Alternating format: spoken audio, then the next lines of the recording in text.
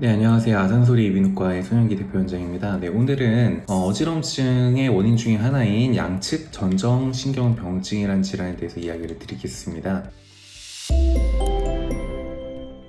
양측 전정신경병증은 양쪽의 뇌의 표현기능이 모두 손상받을 때 발생하는 질환인데요. 이 질환에 걸린 환자분들은 표현기능 및 시야의 비정상적인 흔들림을 경험하게 됩니다. 어지럼증을 호소하시는 환자분들의 약 1%가 이 양측 전정신경병증으로 인해 발생하게 됩니다. 이런 양측 전정신경병증은 약 35% 정도가 귀에 대한 독성이 있는 이독성 약물 사용으로 인해 발생하는데, 예를 들어서 젠타마이신, 스트랩토마이신 또는 반코마이신 등의 약제 등이 대표적인 약제라고 볼 수가 있겠습니다. 또한 뇌수막염 등의 감염 질환이나 메니에르병, 양측 청신경 종양, 그리고 양측성 전정신경염, 선천적으로 이러한 양측의 기능이 떨어지는 문제로 인해 발생할 수가 있겠습니다. 또한 편도통의 영향으로 인해서 전정 기능이 떨어져서 표현 기능을 잃기도 합니다. 자연스러운 노화 현상으로 인해서 전정신경의 50% 정도가 소실되어서 발생하는 경우가 제일 많다고 보시면 되겠고, 유전성 증후군인 캔버스 신드롬이라는 진단 하에서는 운동 실조 그리고 말초신경병증이 생기거나 양측 전정기능 소실이 동반되는 경우, 이런 진단을 내리게 되겠고요. 자, 그렇다면 이런 것들을 진단을 내리기 위해서는 환자분은 이제 병력이 당연히 가장 중요합니다. 그리고 신체 검진을 통해서, 그리고 전정기능 검사를 통해서 진단할 수가 있게 됩니다. 기본적으로는 표현 기능의 불안정과 시야의 흔들림이 발생할 때 강력하게 의심을 하실 수가 있겠습니다. 이를 위한 검사로는 회전 의자 검사라든지 그리고 칼로리 검사 등도 시행해 볼 수가 있겠고,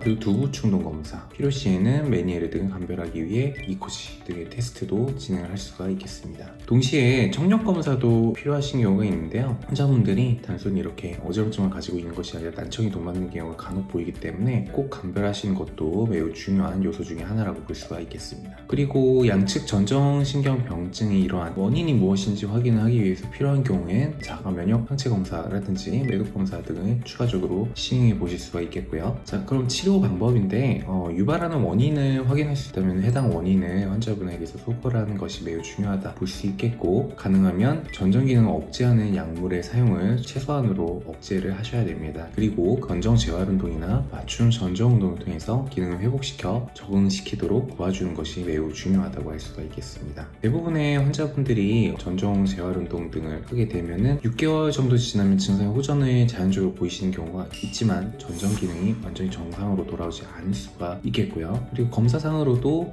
다른 검사들은 회복을 보이는 경우가 있으나 두부 충동 검사의 경우에는 호전되지 않는 경우가 있기 때문에 이런 것들을 유심히 확인을 하셔야 되겠고요. 그리고 귀에 대한 독성을 가진 약제 때문에 이러한 문제가 생길 경우에는 지연성으로 전정 기능이 떨어지는 경우가 있기 때문에 수개월이 지나서도 이런 문제가 발생하지 않는지를 감시하시는 것이 매우 중요하다라고 볼 수가 있겠습니다. 특정 직업 종사자분들의 경우에는 이 문제가 발생하면 더욱더 위험하다고 볼 수가 있겠는데, 야간 운전이나 운동을 하시는 분들의 경우에는 직업 활동에서도 문제를 야기할 수가 있겠습니다. 균형을 유지하는 것 자체에 많은 집중력을 요하기 때문에 주의력 감소나 집중의 어려움 같은 것을 호소하시는 분들도 있어서 의료진은 반드시 이것을 해결해 주셔야 되겠고요. 그리고 생활 환경 조정도 필요하겠습니다. 낙상을 방지하기 위해서 여러 가지 예방 조치를 환경적으로 주시하게 되는데, 시야가 차단되거나 어두운 환경 하에서는 이런 균형 기능 문제가 더 불거지기 때문에 조명을 항상 이제 야간에도 사용할 수 있도록 설치를 해두시고, 손잡이 등으로 어느 위치에 있는지 내가 알 수 있도록 단서를 주는 것도 중요한 소스가 되어 있습니다. 운전을 꼭 해야 되는 분들이 이 질환에 걸렸다면 시각 정보를 통해서 균형 기능을 충분히 보상할 수 있는 낮 시간에 운전 등을 하시는 것을 권유를 드립니다.